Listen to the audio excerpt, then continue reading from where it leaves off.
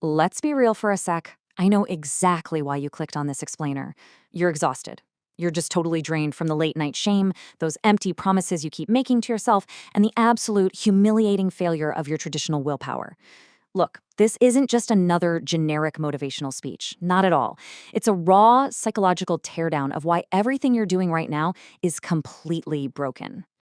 Picture the scene. It's 2 a.m. Your room is pitch black except for that cold neon phone glow hitting your face. You're sitting there, staring at the ceiling, deleting tabs in silence, and your internal monologue is just screaming, "Why do I keep repeating the exact same cycle?" You tell yourself you have discipline, but bro, let's be honest, that discipline disappears the literal second you feel lonely or stressed. So let's expose the uncomfortable truth right now. You aren't just addicted to pixels on a screen. Your nervous system is addicted to emotional escape. And here is the mental slap you desperately need today. Plot twist, your obsession with a flawless, unbroken NoFap streak is high-key fueling the very addiction you're trying to escape. Yeah, let that sink in for a minute. The system you are using to save yourself, it's the exact system digging your grave. Moving into section 1, the toxic streak trap. Why perfection is literal brain rot. So let's tear down the delusional perfectionism of the modern NoFap community. Think about going to the gym. If you grind, lift weights, and eat super clean for 3 straight months and then you miss one single day, do your muscles just instantly evaporate into thin air? Obviously not. That's insane. So why on earth do we treat our brain chemistry like this? The streak mindset tells you that one mistake means you are back to 0%, all progress deleted. But the percentage mindset, which is actual reality, says that missing 1 day out of 10 means you still have a 90% success rate. But let's look at the tragic chronology of what actually happens when you worship the streak. Day 10. You have a stressful day, your cortisol spikes, and you have a single slip-up. Minutes later, the massive dopamine crash hits, followed immediately by this heavy, suffocating guilt trip. And because your nervous system is now completely dysregulated and craving comfort, you enter the next 7 days, the nothing left to lose marathon. Basically, your dopamine system acts like a spoiled iPad kid who just had their toy taken away, and it throws a week-long tantrum. And this is the exact toxic rationalization that echoes in your head. Well, there's no streak left to defend, so why not? This is the moment I need you to wake up. This part is literally about your brain chemistry. When you reset your counter to 0, that shame loop triggers hard. You binge because you feel empty. You're using it as emotional DoorDash. Fast dopamine, zero nourishment, and profound regret afterward. All right, section 2, the 95% reality, escaping the all-or-nothing trap. This right here is the Kaizen upgrade. We are officially ditching the 100% fantasy and mathematically tracking the percentage of successful days. Why?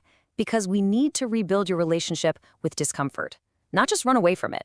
Look, if you go 9 days clean and slip up on day 10, you don't drop to 0. You drop from 100% to 90%.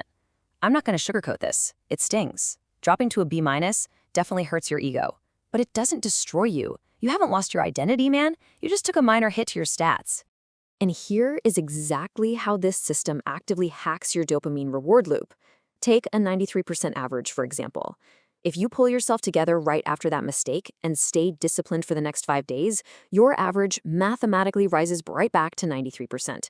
You literally incentivize your brain to get back up immediately rather than wallowing in a pathetic, week-long binge of self-hatred. But wait, it gets weirder, because you actually have to hold yourself accountable. Here are the brutal ground rules for the percentage game. First, you have to accept the days you messed up. No deleting the bad data. Second, 0 random baseline resets just because you're down bad and want a fresh start. Third, you get 1 reset a year, maybe New Year's, maybe your birthday, whatever. And finally, your ultimate target is a 95% or higher success rate. Setting it up like this absolutely stops the algorithm of your mind from tricking you into a binge. I can already hear you asking, but wait, don't I lose all my superpowers if I mess up?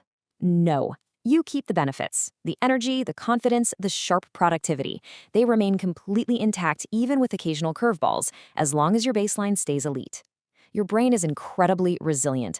A 95% success rate still rewires your neural pathways and totally starves the addiction.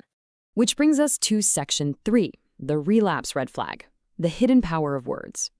We really need to shift focus to a very uncomfortable truth about your vocabulary. Taking yourself too seriously and speaking to yourself like some disgraced martyr triggers the intense negative self-talk that forces you right back into the habit loop. Contrast the relapse versus the oopsie. Look, I know it sounds ridiculous, but the word relapse is emotionally devastating. It carries the weight of total failure. But a deeply unserious phrase like slipping up or making an oopsie, it defangs the monster. It completely takes the power away from the shame. Let's paint the cinematic picture of the relapse metaphor for a second. When you say I relapsed, your brain pictures a heroin addict in a dark, dirty room, needle in hand, just drowning in heavy shame and total isolation. This isn't just dramatic, it's biologically dangerous. This heavy guilt loop spikes your stress hormones, which literally forces your nervous system to seek out more cheap dopamine to soothe the pain. The shame causes the binge, period. Now, visualize the slip-up metaphor. Picture a guy walking through a restaurant who totally ignores the yellow caution sign and slips on a wet floor. It's slightly cringe, yeah? People might look, but it's low-key funny. You dust yourself off, check your ego, and keep walking. Visualizing your mistake like this lets you recover without the soul-crushing, identity-destroying shame. Moving to our final piece, Section 4, Rebuilding Your Control, Hardwiring the Fail-Safes. Sometimes, reframing just isn't enough when your willpower is completely fried by modern overstimulation culture. We have to look at the cold, mechanical reality of how to physically block the doom scroll. A specific system designed for this in our source material is the Blocker X Toolkit.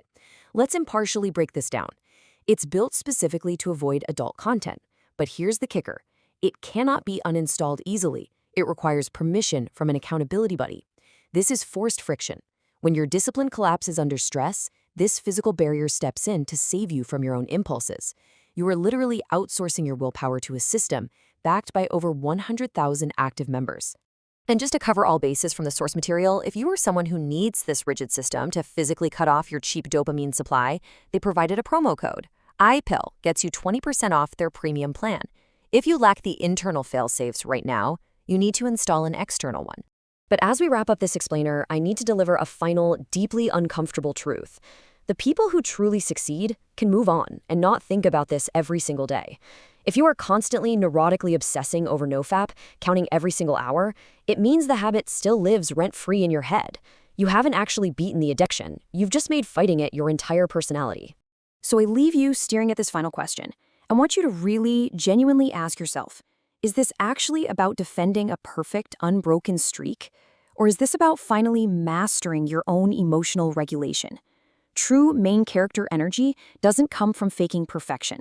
It comes from looking your failures dead in the eye, managing the discomfort, and refusing to let a single mistake define your entire reality. The system is yours to architect. So what are you going to build?